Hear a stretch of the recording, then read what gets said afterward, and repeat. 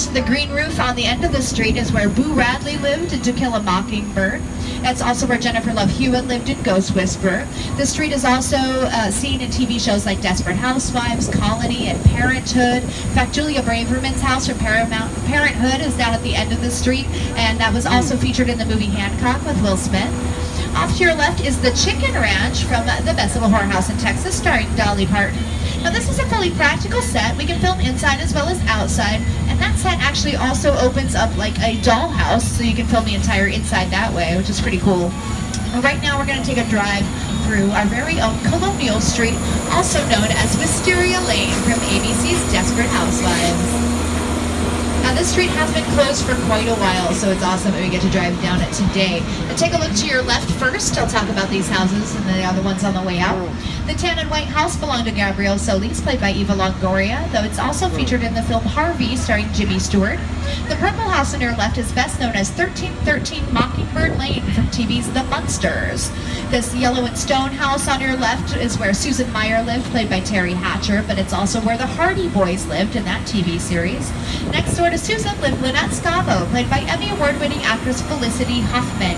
But that house is also where Ronald Reagan lived in Bedtime for Bonzo. Now up to the end of season 1, the houses actually stopped right there, though the street continued on.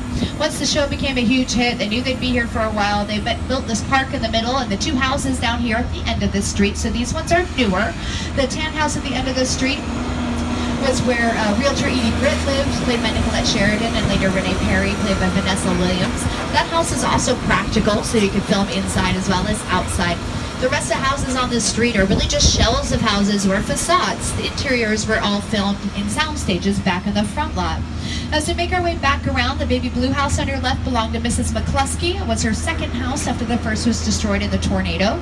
The brown house is where Mike Delfino lived, but it's also the Ace Hardware house from those commercials.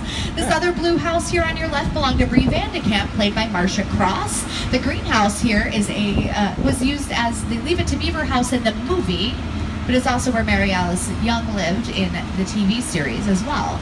Now this street has been used countless times over the years. You've also seen it in movies like The Burbs with Tom Hanks, Casper the Friendly Ghost. Nelly did his music video for the song Dilemma here. As we make our way back out, this mustard colored house on the left is where Nancy Drew lived. The green house with the orange trim here, that was Matlock's house. Now we can reuse these sets over and over and over again. It's basically kind of a generic suburban neighborhood, and we can change the siding on the houses, we can change the colors, we can change the landscaping, whatever we need to change to make it look like a completely different area. In the movie Why Him with Bryan Cranston, they made it look like winter, like Christmas time out there with artificial snow. So we can transform